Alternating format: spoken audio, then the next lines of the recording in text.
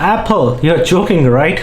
Seriously? Is this the iPhone 12 you come up with? And more so, is this how you think your customers should be treated?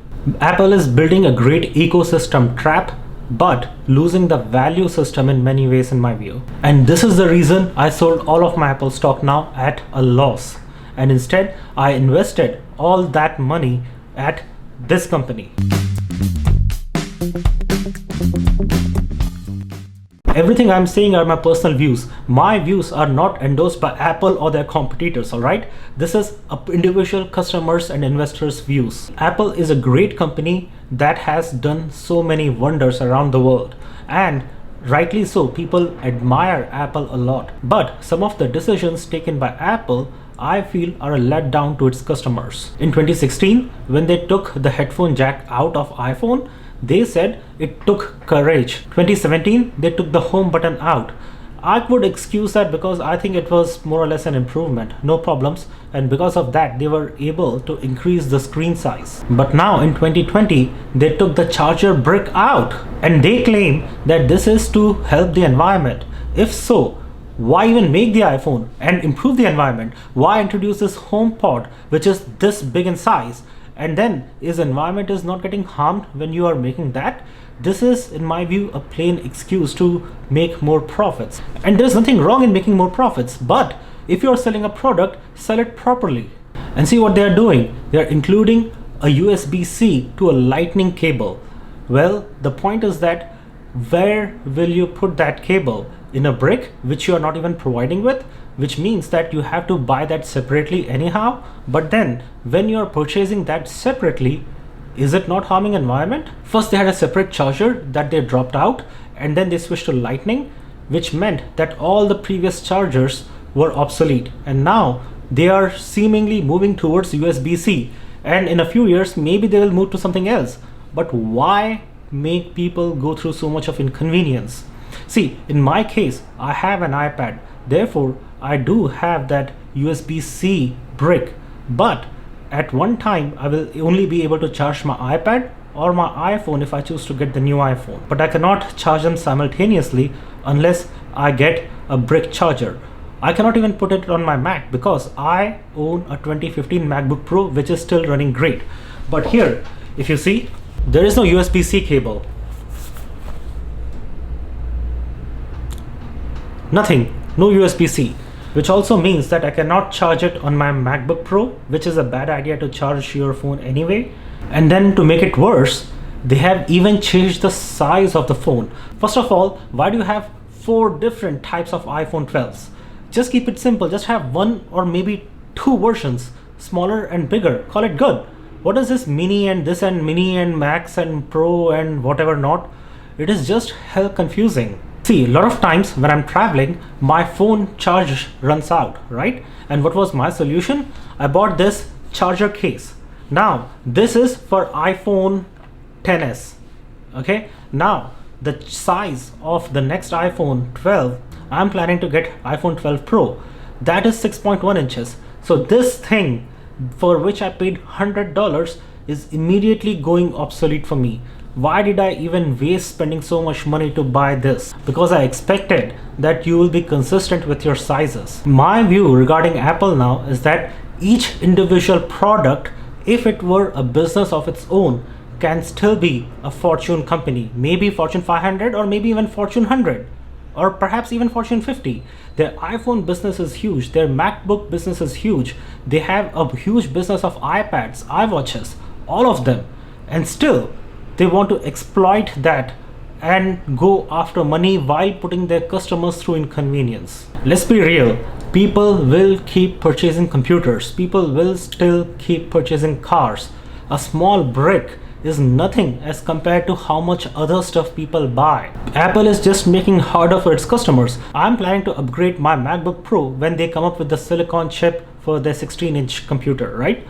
But then there are hardly any of those ports that I frequently use. There is no SD card, and I don't think it includes even a USB drive. You have to buy a separate adapter to use USB drives as well. And Apple keeps claiming innovation. Well, I knew exactly what they were going to do on iPhone 12. They would have said that it is faster because they upgraded something and the graphics will be much improved. Well, graphics on this existing iPhone XS are great already, and all these upgrades that they made on iPhone are marginally incremental improvements, but there's nothing radical about it. Do you really think I need to spend $1,200 just so that I can take low light pictures? I don't think it makes that much sense to me. And then Apple goes ahead and says that iPhone 12 we have 5G. Let's be real, there is hardly any 5G coverage as yet. It will take at least 1 year before 5G becomes more widespread. It may even be faster when you actually are able to get 5G connection, but it will not really do all that much for you unless you're downloading a movie or on a video call. And guess what? Apple cleverly avoided discussing the battery life, because in 5G network, when you're actually utilizing the 5G capabilities, it will drain your battery much faster. Now, cell phone carriers will continue to upgrade their networks to include 5G, but for now it is not a good enough reason to upgrade, and moreover it can actually cost you extra every month because you typically need a premium unlimited cellular plan for 5G to be included in your services. So in my view, there are no immediate benefits from a 5G network. And that comes to my next point, is that I decided to sell all my Apple shares. Let me just make it clear that I had already decided that I wanted to get rid of all of my Apple stock because I wanted to use that investment in some other company which I believe can provide much higher growth. Now let me explain my logic. Apple is a fine company, but it is also one of the biggest companies in the world. Apple is going to be stable, so the risk of an Apple stock is much lower in the long run as compared to the company in which I decided to move my investments to. Although I'm confident that Apple not go down the drain, but at the same time I'm not confident that Apple stock will grow 2, 5, 10, 15, 20 times anytime soon. Let me just tell you exact numbers. I had, I think, around 52 shares of Apple for a worth of 6,600, and their worth came down to 6,300. So overall, I roughly sold all of my Apple shares at a loss of $325. It is not usual for me. Usually, I keep my investments intact or I sell at profit, but I felt it was time that I transfer that money to a company which is growing much faster and is utilizing the current market scenario. I choose to move all those investments to a company called Fiverr, FVRR. I cannot say that this was a wise decision, but it was my instinctive decision and I took that decision consciously.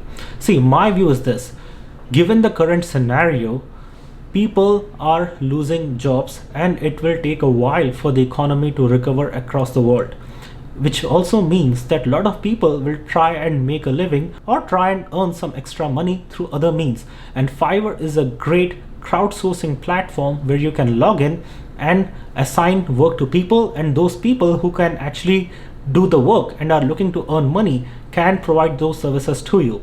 And I myself used Fiverr for my own caricature, which you always see on my channel introduction. This caricature that you are seeing on the screen right now was actually made by somebody on Fiverr for me. See, I could go completely wrong, but those $6,300 that I moved to Fiverr, I think they have the potential of becoming $12,000 in next 2 years. I'm not saying it will happen, but there is a chance. But I personally did not see a chance of the same happening with an Apple stock. I'm not saying that I will never buy Apple stock again. I might very well do that. But at this point, I wanted to capture the market opportunities that, in my view, Fiverr has that Apple may not have. So would I suggest that you do the same? Absolutely not. Apple is a much safer and assured investment as compared to Fiverr or many other stocks. So I recommend that you make your decisions by evaluating based on your own judgment. So in summary, although I'm frustrated with Apple, but I think I will eventually upgrade my iPhone again. It is likely that I will end up buying iPhone 12, and I will also probably buy the charger brick and make rich people richer. Or if you think it is better to switch to Samsung or Google phone, make that suggestion in your comments. Thank you for watching. Jai Hind and God bless America.